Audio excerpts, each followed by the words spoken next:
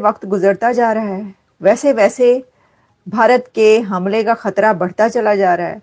Countries कोशिश कर रहे हैं कि भारत को रोकने की, तो आप सब मिलकर अल्लाह से दुआ करें कि भारत रुक जाए। तो खैर हिंदुस्तान की हुकूमत से बहुत आगे है जंग का पूरा मामला मचाने में।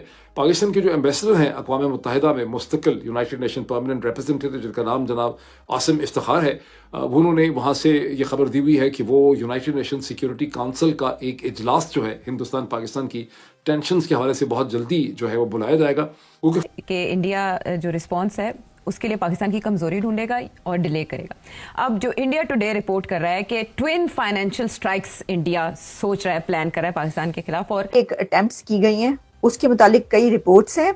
और फिर ये भी कि जो इंडिया है उसका प्लान ये है कि पाकिस्तान को FATF की लिस्ट में री एंटर कर दे।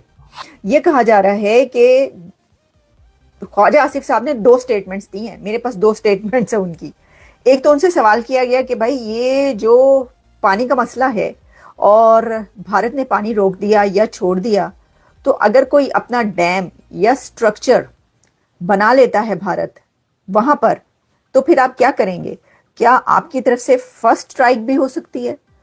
और कैन यू इमेजिन कि डिफेंस मिनिस्टर ऑफ पाकिस्तान ने जियो न्यूज़ पर इसका जवाब देते हुए कहा, हाँ जी बिल्कुल फर्स्ट स्ट्राइक हो सकती है और हम वो जो स्ट्रक्चर बनाया जाएगा उसको तोड़ देंगे। मैंने अपने गुनहगार कानों से क्योंकि ये सुना है, तो मैं चाहती हूँ कि आप इसको ज़रा मुलाहिजा करें, आप ये सुने कि क्या कहा गया है और फिर हम जो है वो उसके पर बात करेंगे, बाकी जो हमारे पास चीज़ें हैं। ये जी उन्होंने फरमाया, ये देखें, सुन लें आप। वी कैन स्ट्राइक फर्स्ट और करने की कोशिश करते हैं, रुख मोड़ने की कोशिश करते हैं, तो फिर क्या पाकिस्तान जब कहता है जंग तस्वर किया जाएगा, क्या इसका ये मतलब है then we can strike first also? बिल्कुल, अगर कोई इस किस्म का स्ट्रक्चर बनाने की कोशिश करेंगे, विल स्ट्राइक दैट स्ट्रक्चर, बिल्कुल will strike that structure, that will B an act of aggression against Pakistan. अच्छा, आपने कभी ये मजाल नहीं आपकी कि आप उनके किसी डैम को या किसी चीज को निशाना बनाएं। सिर्फ एक बात हुई थी कि हम डैम को निशाना बनाएंगे, अगले दिन क्या हुआ? मंगला डैम, रिवर जेहलम और मंगला डैम में पानी ही पानी था जो कि भारत ने छोड़ा, जो कि पाकिस्तान कह रहा था कि ये पानी इतना छोड़ दिया। तो सर ये जो है ना, ये धमकियां बढ़ के, लेकिन देखें एक ऐसी सिचुएशन में कहना कि जी हाँ जी फर्स्ट स्ट्राइक कर सकते हैं, भाई ये वही जो न्यूक्स की धमकी है, ये इसको रहने दें। आपको ऐसा करने कौन देगा? पहले तो आप ये सोचें। अच्छा, लेकिन मुझे ये तो ख्वाजा आसिफ की ऐसी बात जो है ना वो इतनी वो नहीं लगी जितनी मुझे एक और इनकी बात वो बहुत ही दिलचस्प लगी, जो कि मैंने आपको कहा भी और मैं आप बताना भी चाहती हूँ। उन्होंने ये कहा, जरा सुनिएगा। अच्छा जी, अगली खबर आपके सामने ख्वाजा आसिफ का बयान है। उन्होंने कहा कि मैं गैर जिम्मेदाराना गुफ्तगू नहीं करूंगा, क्योंकि काफी कर चुके हैं। वैसे अब आप कोई भी गुफ्तगू ना करें तो अच्छा है। जाहिद हुसैन साहब ने तो बहुत ही सीनियर सहाफी, उन्होंने तो कहा था कि इनका मुंह बंद को करवा दे तो अच्छा है। तो ख्वाजा साहब अभी भी कहते हैं कि मैं गैर जिम्मेदाराना गुफ्तगू नहीं करूंगा। भाईजान, किन्नी की करनी है और गैर जिम्मेदार, आप काफी कर चुके हैं। तो उन्होंने कहा लेकिन इंडिया जितना बड़ा हमला करेगा हम उतना बड़ा जवाब देंगे। जैसे जैसे वक्त गुजर रहा है हमले का खतरा बढ़ता जा रहा है। कुछ ममालिक भारत को रोकने की कोशिश कर रहे हैं। अल्लाह से दुआ करें कि भारत रुक जाए। माशाअल्लाह माशाअल्लाह माशाअल्लाह माशाअल्लाह माशाअल्लाह, ये तो मुझे पता ही नहीं था।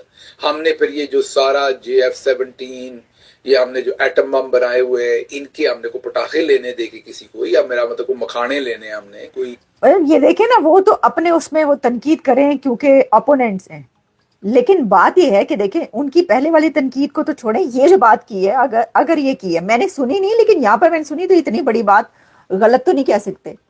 तो ख्वाजा साहब ने ये कहा है कि भाई वो इंडिया जो है वो जैसे जैसे दिन आगे जाते जा रहे हैं, वक्त आगे बढ़े, वैसे वैसे हमले का खतरा बढ़ता चला जा रहा है। वो टेरर फंडिंग को बुनियाद बना रहा है। वो FATF जिससे हम 2022 में निकल गए थे, उसमें दोबारा डलवाने के लिए इंडिया ने कोशिशें तेज कर दी हैं और IMF को भी ये कन्विंस किया जाएगा कि जो वो फंड देने जा रहे हैं 9 मई को जो एग्जीक्यूटिव बोर्ड का इजलास हो रहा है वो ना दिया जाए, क्योंकि ये टेरर फंडिंग में पाकिस्तान यूज कर रहा है।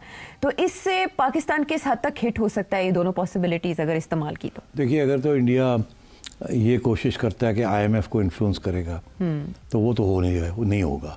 IMF is committed to Pakistan, उनका सियासी एजेंडा होता ही नहीं है। They will do what they have to do, तो that will be not successful. FATF जो है वो बिल्कुल जाके वहाँ, वो एक ऑनगोइंग प्रोसेस है कि ब्लैक से वाइट, वाइट से ग्रे, ये चीज़ें होती रहती हैं डिपेंडिंग ऑन द रिकॉर्ड। तो मेरा ख्याल है अगर इंडिया वहाँ जाता है, that's a great opportunity. Pakistan should use that forum, अगर इंडिया उस फोरम को एक्टिवेट करता है तो उसे इंक्वायरी कर ले, दोनों मुल्कों के अंदर इंक्वायरी कर ले, तो that could turn the tables on India. तो फिर इंडिया क्या करेगा अगर FATF वाले कहते हैं कि चलो जी हम करते हैं फिर इंक्वायरी? बिकॉज देखिए FATF वाले आपको सुने बगैर तो आपको कंडेम नहीं कर सकते। फॉर्मल एप्लीकेशन उनकी अभी भी जो यूनाइटेड नेशन सिक्योरिटी काउंसिल की इस वक्त जो प्रेसिडेंसी है उसके पास से नहीं आया। ताहम वो कह रहे हैं कि सेक्रेटरी जनरल को ब्रीफ कर दिया गया है, सिक्योरिटी काउंसिल के प्रेसिडेंट को ब्रीफ कर दिया गया है, जनरल असेंबली के प्रेसिडेंट को ब्रीफ कर दिया गया है कि अगर हिंदुस्तान हमला करेगा तो पाकिस्तान फिर अपने जवाब देने पे मजबूर हो जाएगा। बहुत जल्दी इस हवाले से सिक्योरिटी काउंसिल का एक इजलास भी होगा। पता नहीं होता है कि नहीं होता, मुझे शक है कि शायद ना हो।